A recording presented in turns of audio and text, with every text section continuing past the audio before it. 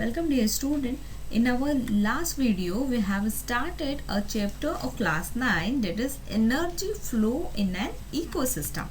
So this is a part 2 video of this lesson, and today let's continue with the same lesson.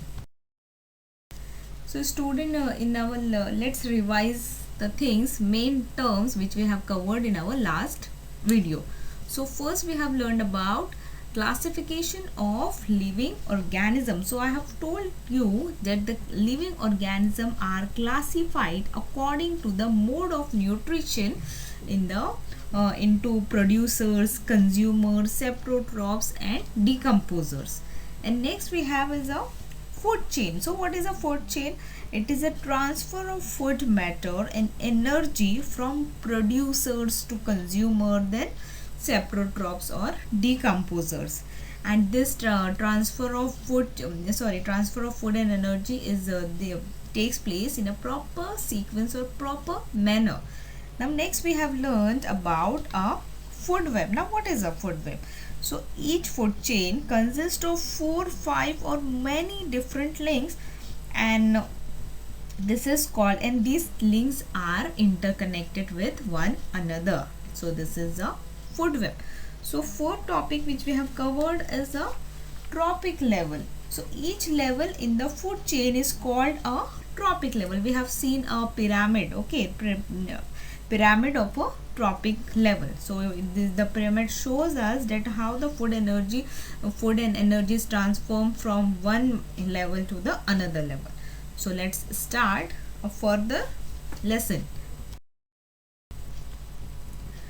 So just now I have put a picture on a slide in which you can observe the energy transfer that takes place at each trophic level. Student, you can observe a pyramid, right, in which you can observe the pyramid of energy in an aquatic ecosystem, that means water ecosystem. So you can observe at the base level of the pyramid phytoplanktons are there. Then above phytoplanktons we have zooplanktons. Now above it we have fishes, and last apex at the apex it is humans. So you can observe the energy is decreases from phytoplanktons to humans. That means in phytoplanktons the energy is 10,000 kilocalorie, and while it is reaches to human it is decreases. That means 10,000 to 1,000 kilocalorie, then 100 kilocalorie, then at last it becomes 10 kilocalorie. So this is how the energy is decreases in the pyramid, right? So there are different level of energy exchange in the food chain. That means first level, second level and last tertiary level, right? So the initial quantity of energy goes on decreasing at every level of energy exchange. Just now I have told you the energy is decreasing from 10,000 kilocalorie to 10 calorie. And similarly the number of organisms also decreases from lowest level to the highest level. Now number of organisms at the lowest level, that is phytoplanktons, are more, right? And while it is reaches to human organisms, also quantity of organisms also decreases and energy is also decreases. So this pattern which shows the energy exchange in an ecosystem in a pyramid shape is called as pyramid of energy. So student, this is a pyramid of energy, okay? Next we have you can observe a picture in which we can see that in the presence of sun, the producer, which are plant, they are producers of food, and a food chain is going, okay, producers to consumer, and consumers to decomposers, okay? So in which we can observe that after the death of the consumer or apex means tertiary consumer, last consumer, okay? So after the death of apex consumer, their energy becomes available to the decomposers. You can observe the decomposers in bracket, it is written that bacteria and fungi. So fungi and other microorganisms, what happened? They decompose the body of dead animals. That means fungi and bacteria growth takes place on the body of tertiary consumers. and they are called as a decomposer. That means bacteria, fungi and other microorganisms are called as a decomposers, as they decompose the body of apex consumer. So in the process also, these are the examples of decomposers in which you can observe worms, mushrooms, insects and bacteria. So these are the microorganism or decomposers, right? So in the process of obtaining food from remains of organisms, what happened?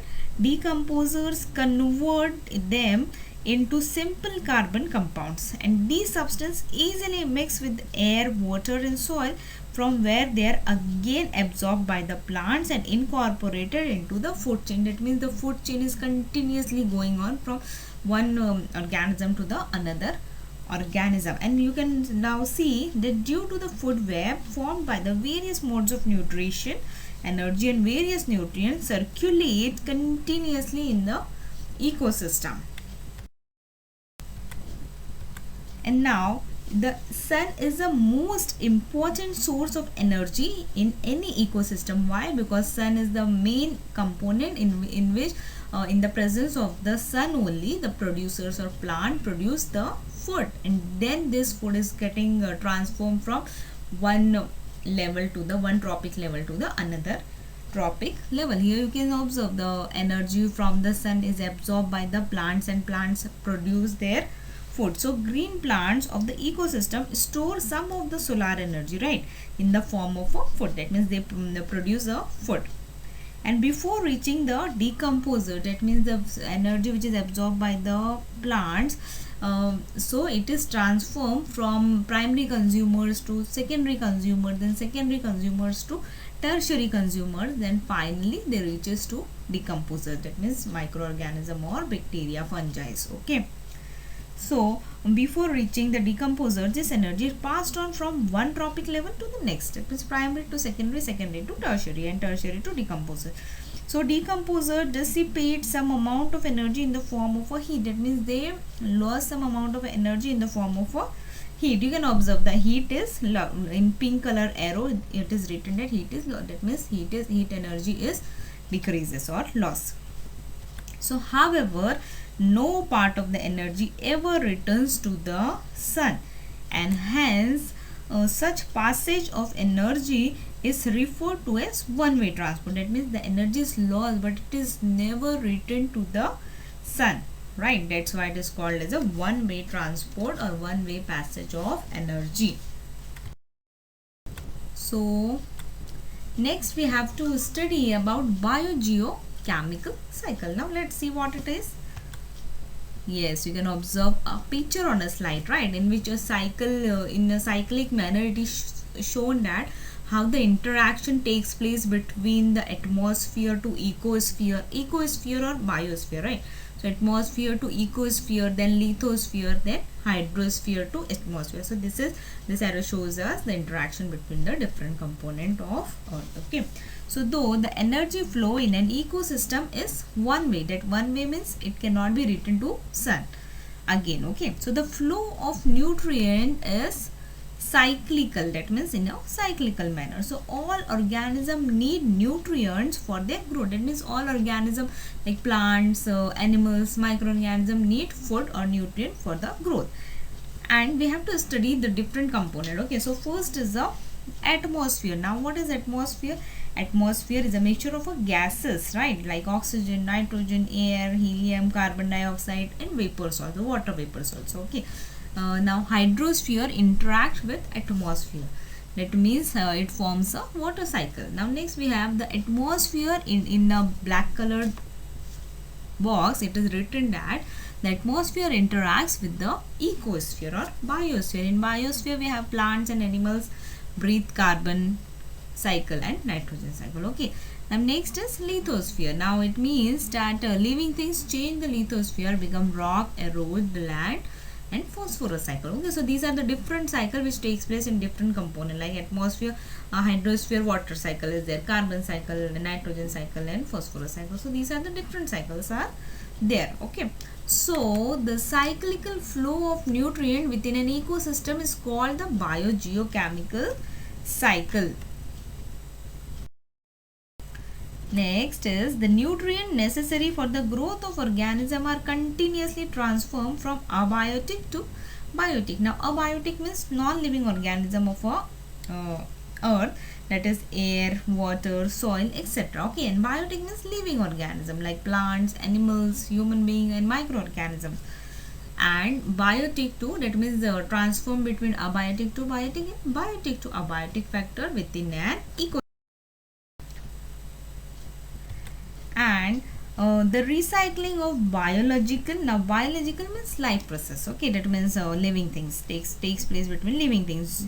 Geological, that means land and rock, soil, etc. And chemical sources of nutrient in this process is a complex process and depends upon the level of energy transfer in the ecosystem. Now next we have to learn about types of biogeochemical cycles. So let's see. So first you have observed a table in which two names are given. First is a gaseous cycle and left hand side we have sedimentary cycle. Now in gaseous cycle we have an accumulation of the main gaseous nutrient material is found in the earth's atmosphere. Now gaseous means it include nitrogen, oxygen and carbon dioxide, water vapor, etc. Okay. And in sedimentary cycle, now what does it mean sedimentary? So these are the solid material that settle down at the bottom of a water, okay. An accumulation of the main abiotic nutrient material is found in the soil, okay. Just now I have told you it is accumulated under the surface of water, and it includes soil components like iron, calcium, phosphorus. So these are the minerals, okay. Now student, the gaseous cycle is a speedier cycle, that means it completed within a less time than the sedimentary cycle, then the sedimentation cycle. And for more example, for example, if carbon dioxide has accumulated in an area, it is quickly dispersed, that means it is quickly spread within the wind or absorbed by the plants, so it takes less time to complete than the sedimentary cycle. Student, the climatic changes and human activities seriously affect the speed, intensity and equilibrium of these cycles, and hence various aspects of these cycles are extensively studied nowadays. Now intensity means how the stronger or weaker the where air is. Equilibrium means balance of all the cycles, okay. So student, this is all about this video, and next part of the lesson we will continue in our next video. I hope you all have understood. Thank you.